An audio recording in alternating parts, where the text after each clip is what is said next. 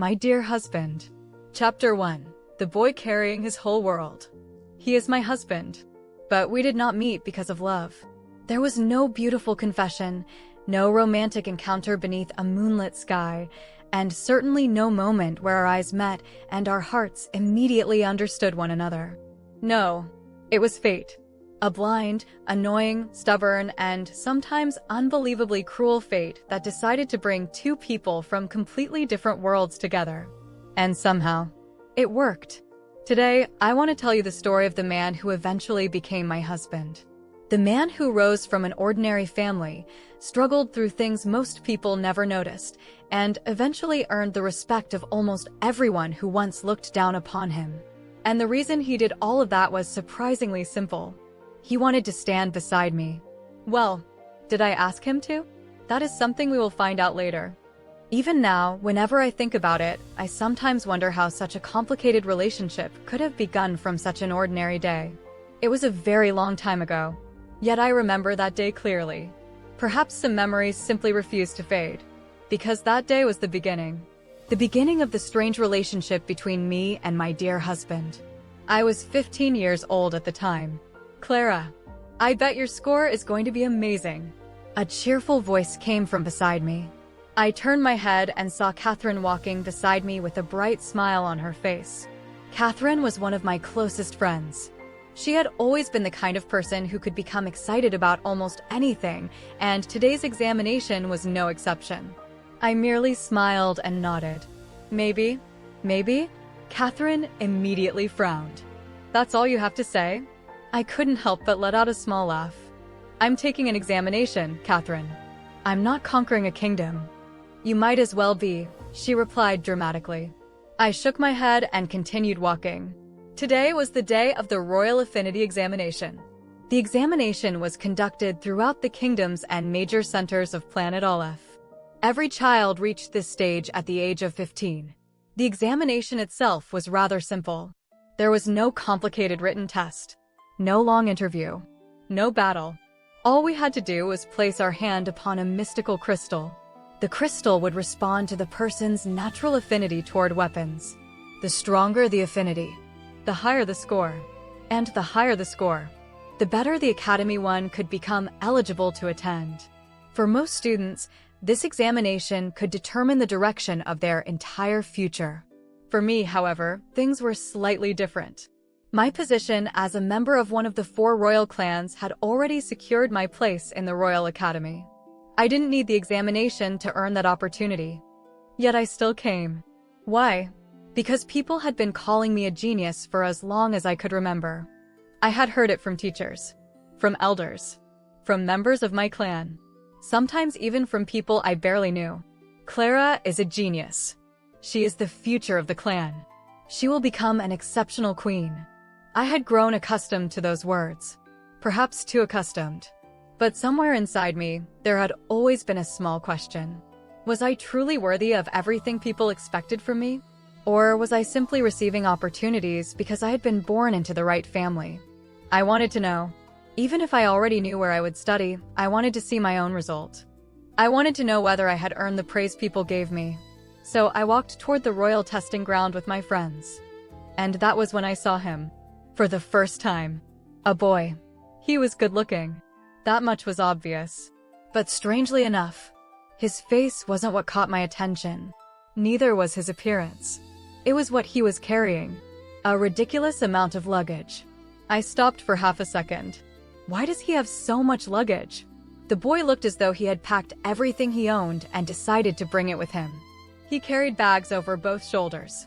Another bag was held in one hand, and his other hand was gripping something so tightly that his knuckles were almost pale. The way he held everything made me think of someone protecting something precious. Almost as if he had already decided that he would not leave anything behind. Not today. Not for any reason. I stared at him for a moment longer than I should have. Then I heard someone call out, "David, come here." The boy turned his head. Coming. So that was his name. David. He walked toward the person who had called him, still carrying all that luggage. I glanced at Catherine. She was also looking at him. Neither of us said anything.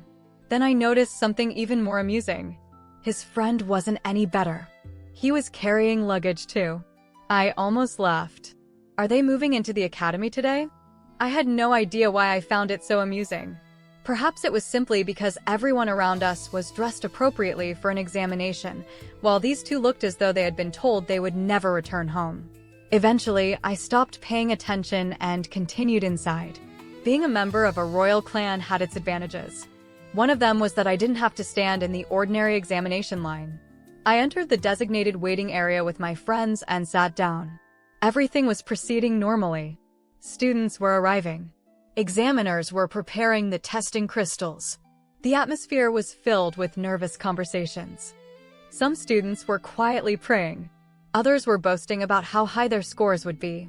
A few looked so nervous that they couldn't stop moving their hands. I simply waited. Then, I heard voices from the entrance. I recognized one of them. I turned around.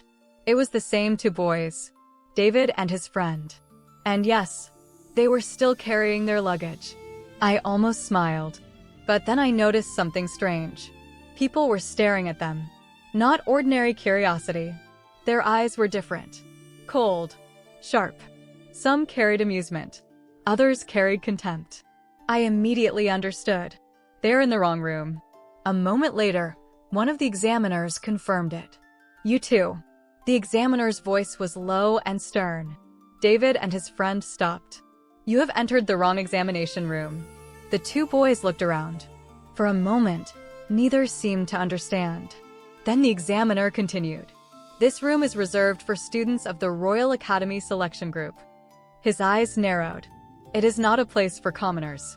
Silence. The words settled heavily over the room. I looked at David, and that was when I noticed something I had not seen before.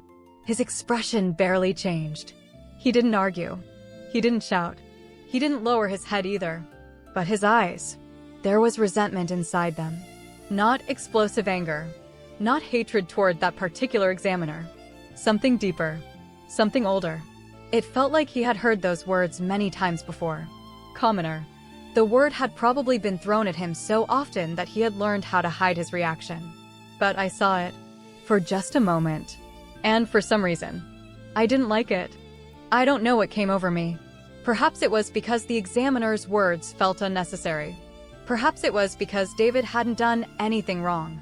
Or perhaps I simply couldn't stand watching someone be humiliated for something as meaningless as their birth.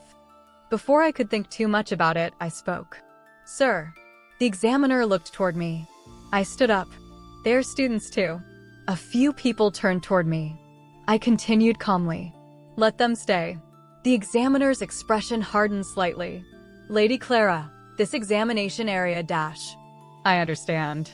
My voice remained polite. But they entered the wrong room by mistake. They haven't caused any trouble. I looked toward David and his friend. They should be allowed to take the examination. For a moment, nobody spoke. Catherine looked at me. Then she quietly nodded. My other friends did the same. The examiner clearly wasn't pleased. But he also knew who I was. And he knew the authority that came with my name. Eventually, he sighed. Very well. David's friend looked relieved. But David, he simply stared at me. His eyes widened slightly.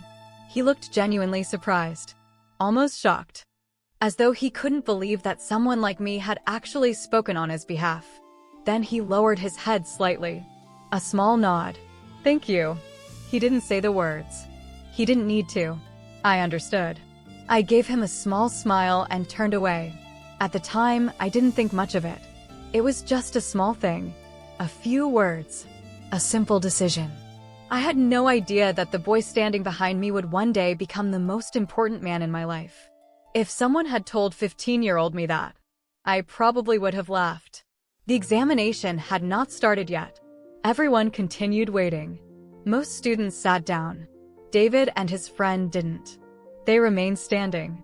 Their luggage stayed beside them. I glanced toward them again. They were not trying to force themselves into anyone's space. They weren't acting arrogant. They weren't demanding special treatment. They simply stood there, quietly, almost as if they had understood the message of the room. We know we don't belong here. We won't force you to accept us. But we won't leave either. I watched David for a moment. There was something strange about him. He was quiet, very quiet. Yet there was a stubbornness hidden underneath that silence. I couldn't explain it then. Perhaps I didn't even notice it properly. All I noticed was the luggage. That absurd amount of luggage. The boy carrying his whole world. At that time, I thought it was funny. Years later, I would understand that perhaps it wasn't funny at all. Maybe he really had been carrying his whole world that day. His family, his dreams, his hardships, his pride, and everything he refused to abandon. I didn't know any of that then. I only knew his name, David Johnson. And he only knew mine, Claera Von Di Clause. Two people from completely different worlds. A future queen, and an ordinary boy. Neither of us knew it. But that ordinary examination day had already set fate in motion. And that was the day I first met my dear husband. And that brings us to the end of Chapter 1, the boy carrying his whole world. This was only the first meeting between Claera Von Di Clause and David Johnson. Two people from completely different worlds. A future queen and an ordinary boy. Neither of them knew what the future had in store for them. But fate had already taken its first step. Their story is only beginning. Join me in the next chapter of My Dear Husband, where their journey continues. Thank you for listening.